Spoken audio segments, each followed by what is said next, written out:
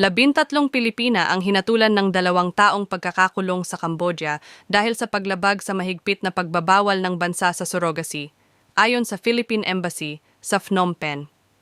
Ayon sa embahada, ang mga kababaihan ay na-detain noong Setyembre 23 sa isang medical facility habang hinihintay ang paglilitis.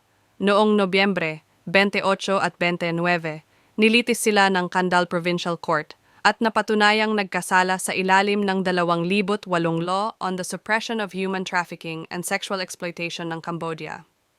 Ang batas na ito ay naglalaman ng mabibigat na parusa na umaabot mula 15 hanggang 20 taon ng pagkakakulong. Gayunpaman, ibinaba ng hukuma ng sentensya sa 2 taon dahil sa mga nagpapagaan na pangyayaring matagumpay na ipinunto ng mga abogado na itinalaga ng embahada upang ipagtanggol ang mga kababaihan.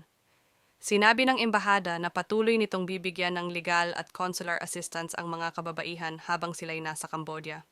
Dagdag pa rito, tinitiyak ng parehong gobyerno ng Pilipinas at Cambodia na maayos ang kanilang kalagayan, kabilang ang pagbibigay ng medikal na pangangalaga, lalo na't ilan sa kanila ay buntis nang sila'y ma-detain. Ayon sa Philippine government, nananatili silang nakikipagtulungan sa mga ahensyang nagpapatupad ng batas at internasyonal na katuwang, kabilang ang Cambodia, sa paglaban sa human trafficking at iba pang transnational crimes.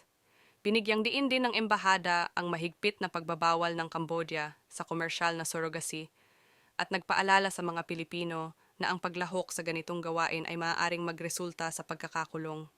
Noong Oktubre, inihayag ng Department of Foreign Affairs, DFA, ang pagsagip sa 20 Pilipinang ni-recruit para sa surrogacy. Sa mga ito, 7 ang napauwi na sa Pilipinas, habang ang natitirang 13, lahat ay nasa iba't ibang yugto ng pagbubuntis, ay naiwan sa Cambodia upang humarap sa legal na proseso.